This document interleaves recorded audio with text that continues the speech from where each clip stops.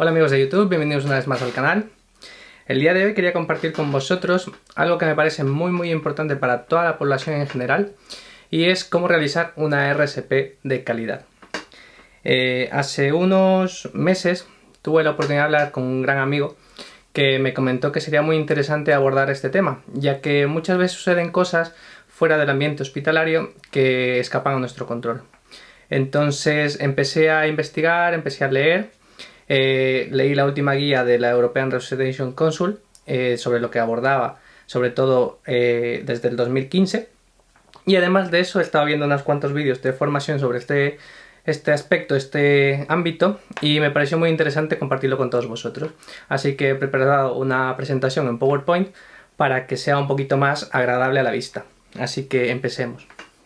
Primero que nada, como he dicho antes, vamos a hablar de una resucitación cardiopulmonar.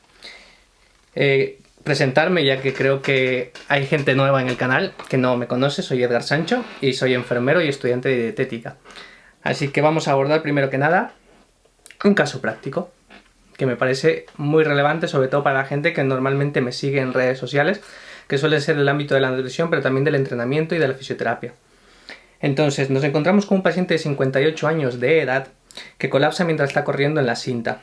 Presenta una apnea, eso quiere decir que no respira. ¿Qué hacemos? ¿Qué debemos hacer? Primero que nada vamos a ver las intervenciones más importantes que hay. Vamos a dar una explicación fisiológica y también vamos a dar una explicación basada en la evidencia científica. Primero que nada, ¿qué es una parada cardíaca? Es un cese abrupto de la circulación efectiva. ¿Esto qué quiere decir? Pues que el corazón no llega a mandar la sangre de manera correcta al resto del cuerpo, no es capaz de bombear de manera correcta esta sangre, lo que hace que no llegue suficiente oxígeno al resto de órganos y que con el tiempo se produzca una muerte celular y que nos lleve a la muerte de ese paciente.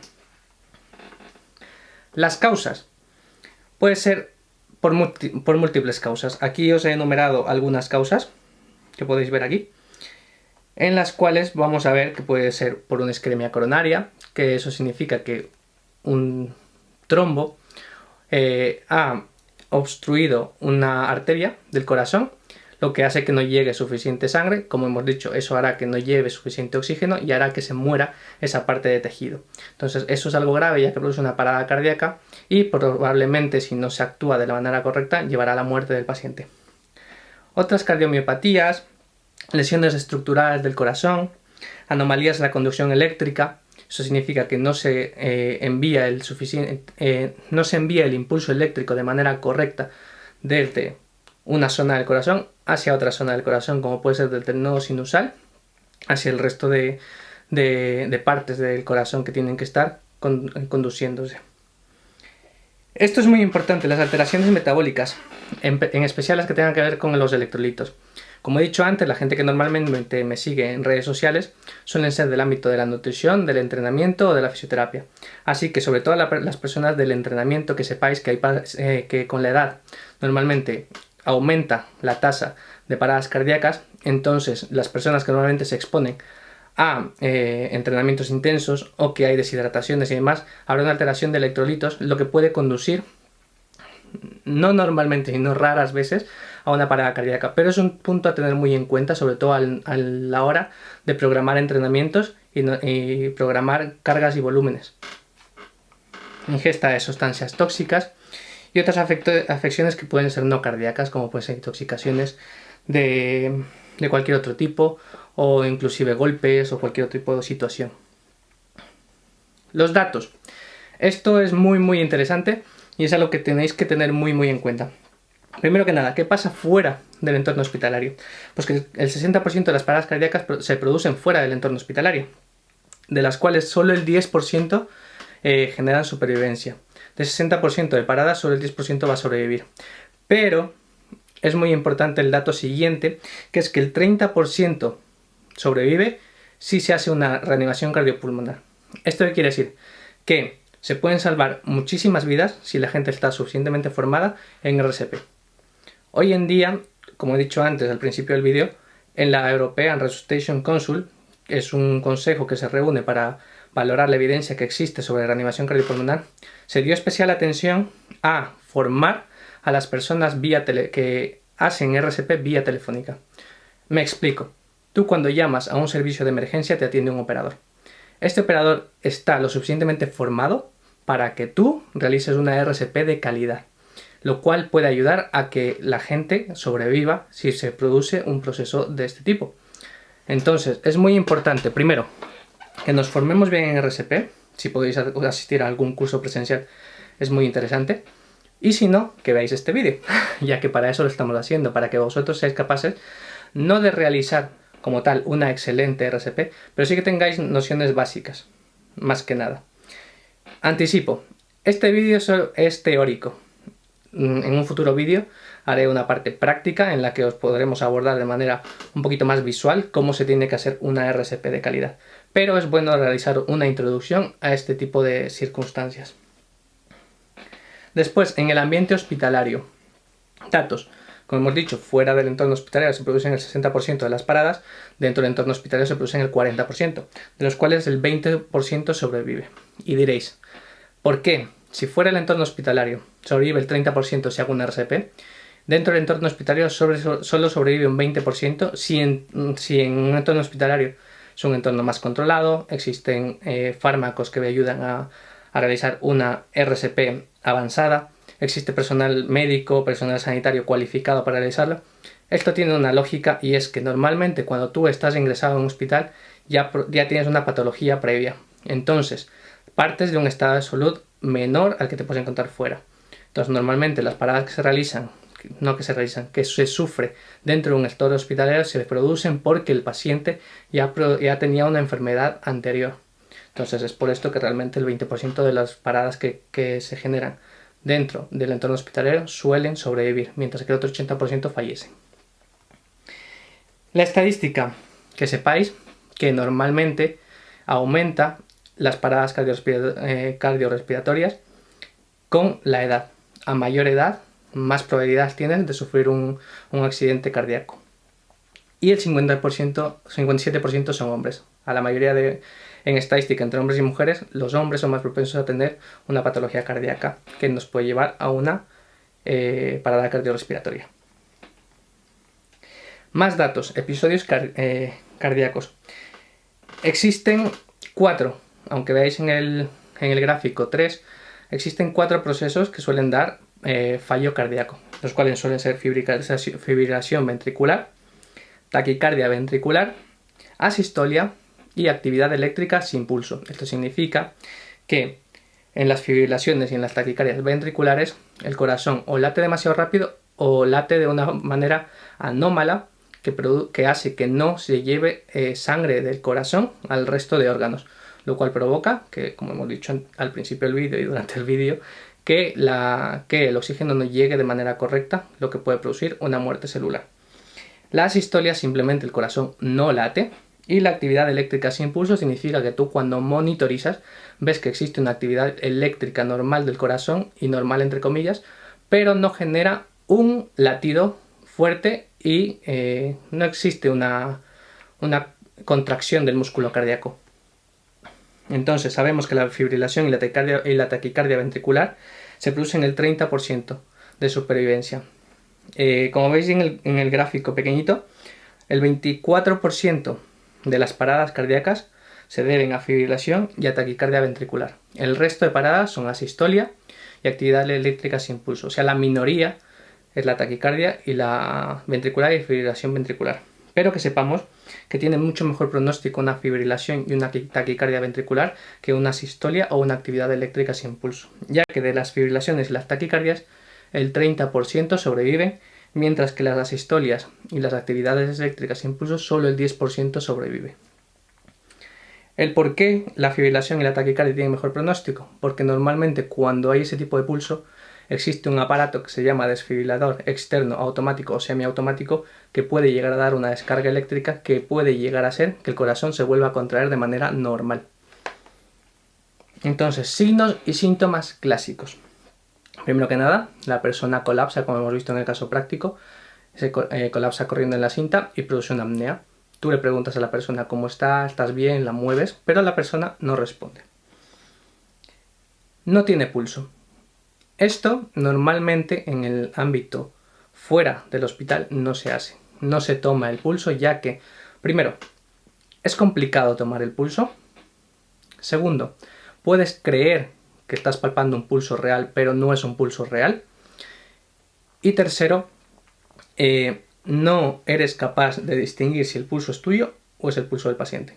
Entonces no se hace, no se toma, se pierde tiempo. Y debemos saber que el tiempo es lo más importante en este tipo de procesos. Están en apnea, respiración agónica o jadeo, o gasping que se llama. Esto se modificó en la nueva guía de la European Resuscitation Council, aunque digo nueva guía, esto es del 2015, pero normalmente se actualizan cada 5 años. Y es que antes se decía que un paciente no respiraba. ¿Qué sucedía? Que había pacientes que normalmente tenían una respiración agónica, que normalmente yo la suelo comparar con un pez fuera del agua, da bocanadas, pero no llega a coger aire, y se creía que esa persona respiraba. Entonces realmente estaba en una parada cardíaca. Entonces, ante una persona que no responde, no respira, o su respiración es anormal, agónica o de jadeo, se realiza RCP porque está en una parada cardiorrespiratoria. Y, sobre todo esto, si no tienes clara la situación, haz RCP. El daño siempre va a ser mucho menor haciendo un RCP en un paciente que no está en parada cardíaca, que no hacer un RCP por miedo a hacerle daño cuando está en parada cardíaca, ya que normalmente cuando existe una parada cardiorrespiratoria esa persona está clínicamente muerta en ese momento. Por eso necesitamos reanimarle, resucitarle. Ahora bien, 5 claves para hacer una RCP de calidad. Primero que nada, de 100 a 120 compresiones por minuto, ni menos ni más. Esto es muy importante ya que se ha visto basado en estudios que ese es el umbral óptimo para realizar una buena compresión y una buena circulación. De 5 a 6 centímetros de profundidad, yo sé que esto a priori es complicado, ya que tú normalmente cuando comprimes no sabes si estás comprimiendo a 5 o 6. Entonces tú comprime fuerte. Pero que sepas que el ratio de supervivencia, la estadística de la supervivencia es mucho mejor cuando se ha visto que se hacía una compresión entre 5 y 6 centímetros.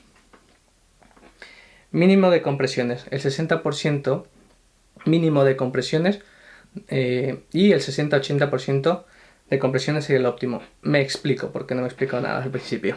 Normalmente tú cuando estás realizando un RCP realizas compresiones y ventilaciones en un ritmo de 30 a 2, 30 compresiones, 2 ventilaciones. Ahora bien, es muy importante que en lo que dure todo el tiempo que tú hagas una RCP, el mínimo de compresiones en porcentaje sea del 60%, ya que se ha visto que lo más importante en una reanimación es la compresión torácica.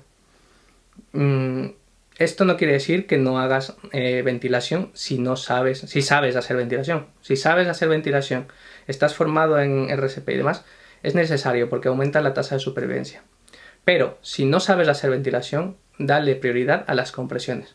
Si tú que me estás viendo detrás nunca has hecho una RCP, nunca te han enseñado a dar una ventilación de calidad y demás, no te preocupes, realiza solo las compresiones a un ritmo de 100-120 comprimiendo fuerte a una profundidad más o menos de 5 o 6 centímetros, sería lo óptimo. Retroceso completo de la pared torácica.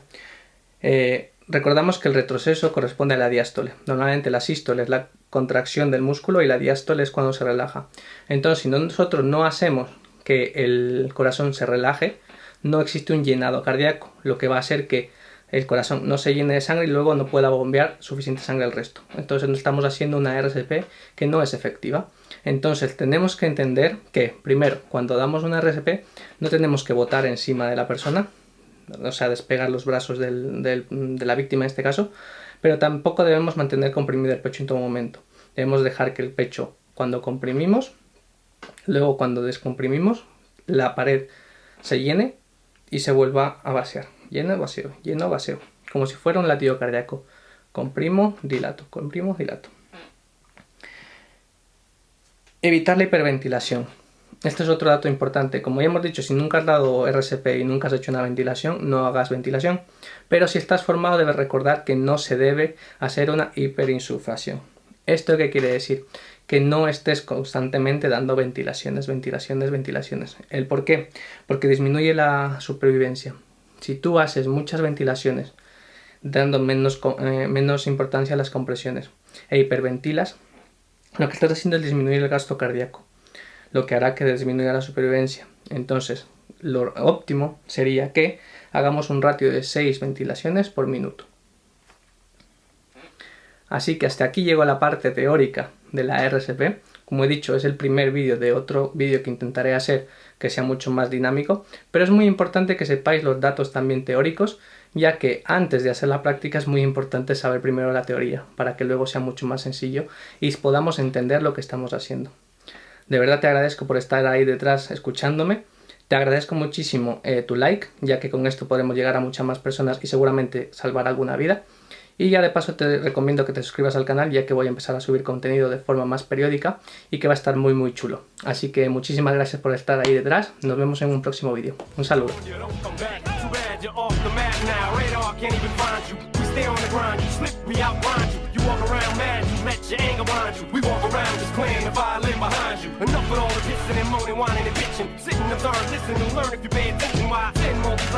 Later, 3 diamond worldwide, we're on the charts with a bullet and shit.